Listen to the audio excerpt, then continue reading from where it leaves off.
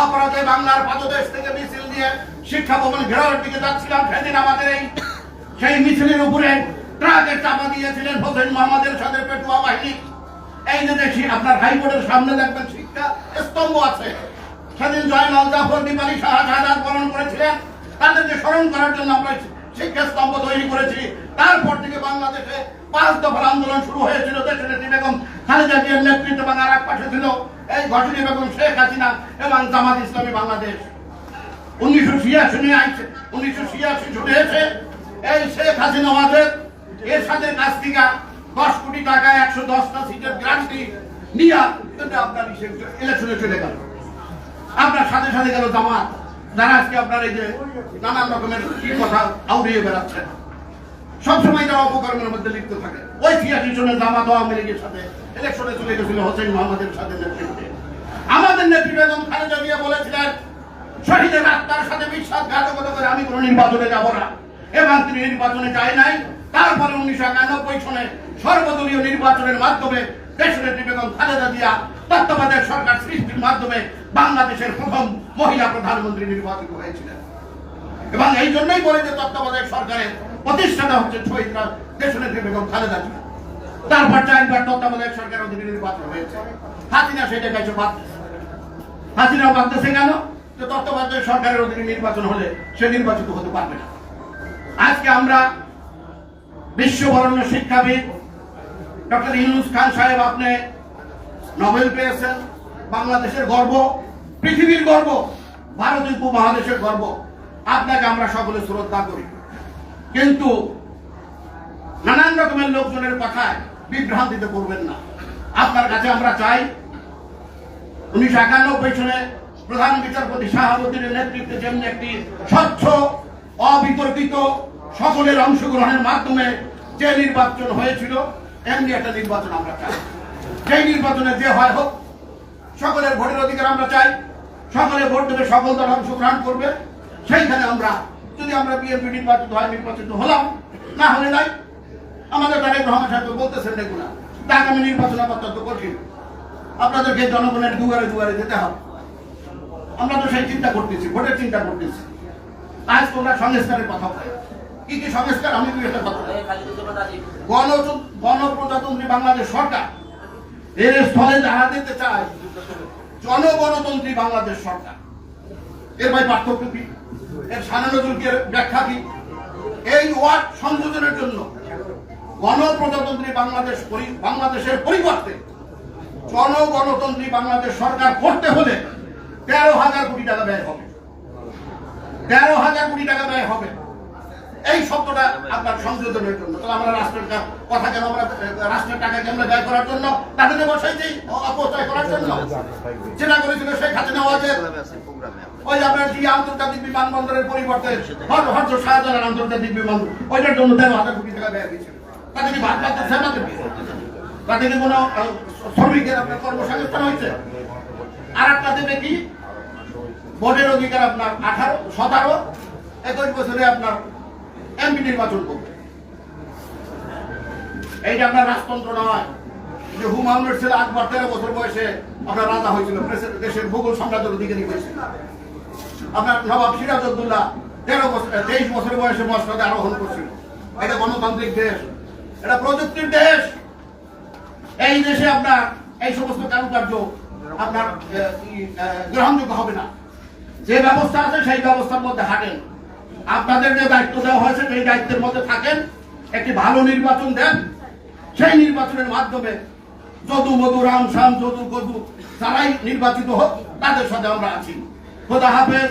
বাংলাদেশ জিন্দাবাদ, বাংলাদেশ জাতীয়তাবাদী দল জিন্দাবাদ, দেশনেত্রী বেগম খালেদা জিয়া জিন্দাবাদ, আমাদের নেতা তারেক রহমান জিন্দাবাদ। ধন্যবাদ সম্রাট ভাইকে ওনার গুরুত্বপূর্ণ বক্তব্য দেওয়ার জন্য। এখন আপনাদের সম্মুখে বক্তব্য নিয়ে আসছেন আবি আব্দুল্লাহ, অতিরিক্ত সচিব। ঠিক আছে, এখন এই মুহূর্তে বক্তব্য নিয়ে আসছেন আমাদের মানে অতি নন্দিত একজন লোক, ঢাকা মহানগর দক্ষিণের অন্যতম সদস্য অ্যাডভোকেট আরিফা সুলতানা রুমা, অ্যাডভোকেট আরিফা সুলতানা রুমা। রুমা আপাকে সংক্ষিপ্ত বক্তব্য দেওয়ার জন্য বিনীত অনুরোধ জানাচ্ছি।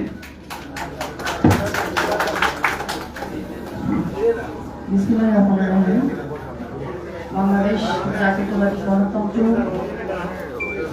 পরিষদের নবম প্রতিষ্ঠা বার্ষিকী উপলক্ষে উপস্থিত আছেন সভাপতি প্রিয় ছোট ভাই মুক্তার আকন, মঞ্চে উপবিষ্ট আছেন এবং আজকের মঞ্চকে আলোকিত করেছেন ছাত্র দলের সোনালী ফসল, প্রিয় অভিভাবক, প্রিয় বড় ভাই, বাংলাদেশ জাতীয়তাবাদী দল বিএনপির ভাইস চেয়ারম্যান শামসুজ্জামান দুদু ভাই সহ মঞ্চে উপবিষ্ট নেতৃবৃন্দ এবং সামনে যারা শুনছেন সবাইকে জানাই সংগ্রামী সালাম এবং শুভেচ্ছা। আসলে বক্তব্য দিতে গেলে অনেক কথা, শেখ হাসিনার পালিয়ে যাওয়া, মানে জুলাই আগস্ট, আসলে দুটি শব্দ আমাদের মানে বর্তমান প্রেক্ষাপটে আমাদের অন্তরে দুটি শব্দ জুলাই এবং আগস্ট একদম ওতপ্রোতভাবে এখনো মিশে আছে এবং এখনো আমরা স্মরণ করি। আসলে জুলাই আগস্টকে যদি স্মরণ করি আমাদের কিন্তু স্মরণ করতে হবে গত 18টা বছর। এই জুলাই আগস্টকে বাস্তবায়ন করবার জন্য গত 18 যদি না বলি গত 17টি বছর কিন্তু ওতপ্রোতভাবে জড়িত। এই গত 17 বছরে আমরা যেমন জুলাই আগস্টে হারিয়েছি মুগ্ধ, আমাদের ছাত্র দলের একটা ভাই ছিলেন, মানে খুবই দ্বিতীয় শহীদ আমরা যাকে বলি, শহীদ ওয়াসিম আকরাম, আবু সাইদ সহ অসংখ্য ভাইদেরকে আমরা হারিয়েছি এই জুলাই আগস্টে। কিন্তু 17 বছরের যে ইতিহাস যদি আমরা তুলে ধরি আমরা কিন্তু তার চেয়ে বহু বহু গুণ ভাইদেরকে হারিয়েছি। গতকালকে দেখেন 20 জুলাই ছিল শহীদ জনি নুরুজ্জামান জনির মৃত্যুবার্ষিকী, 10ম মৃত্যুবার্ষিকী। এই জনিকে ওই দানব সরকার পৈশাচিক ভাবে হত্যা করেছিল। যে জনিকে একটি গুলির বুলেটে ক্ষত বিক্ষত করে নিহত করা যেত, মেরে ফেলা যেত, সেই জনির বুকে 17টি গুলি মারা হয়েছিল এবং তার বুককে ঝাঁঝরা করে দেওয়া হয়েছিল। মানে কতটা হাসিনার মানে পৈশাচিক যে আচরণ মানে আমাদের প্রতি ছিল, মানে এটা আসলে কল্পনাতীত। আমরা এখনো ঘুমে ঘুরে শিউরে উঠি যে আসলে কি আমরা স্বাধীন দেশে বাস করছি, স্বাধীন ঘরে কি ঘুমাচ্ছি, স্বাধীনভাবে কি আমরা সকালে জেগে উঠছি। মানে এখন মনে আতঙ্ক আমাদের কাটে না আমাদের ভেতর থেকে। আমরা দেখেন নুরু ছাত্র দলের আমাদের এজিএস ছিলেন কেন্দ্র কমিটির, চট্টগ্রামের একটি নদীর পাড়ে আমরা কি দেখছি 71 সালের যুদ্ধের সময় আমরা যখন দেখেছিলাম আমাদের বাপ চাচাদেরকে যেভাবে হাত চোখ পা বেঁধে ঠিক যেভাবে মেরে জঙ্গলে ফেলে রাখা হতো, সেই নুরুকে কিন্তু একই পৈশাচিক কাজে আমরা কিন্তু হত্যা করে দেখেছি। আমরা কিন্তু ভুলে যাইনি এখনো সেই তেজগাঁ কলেজ ছাত্র দলের ভাইস প্রেসিডেন্ট ছিল জাকির, রিমান্ডের নামে তার 20টি হাতের পায়ের নখ উপড়ে ফেলা হয়েছিল এবং নির্মম অত্যাচার করে তাকে হত্যা করা হয়েছিল সেই রিমান্ডে। আমরা কিন্তু এখনো ভুলে যাইনি ইলিয়াস আলী কোথায় আছে, আমরা কিন্তু চৌধুরী আলম, আমরা কিন্তু সুমন, তেজগাঁ কলেজ ছাত্র দলের জাকির, এখনো কিন্তু আমরা তাকিয়ে আছি যে তারা হয়তো জীবিত ফিরবে। এত অজস্র অন্যায়, এত অজস্র আমরা হারিয়েছি, আমাদের জীবনে 18টা বছর আমরা হারিয়ে ফেলেছি।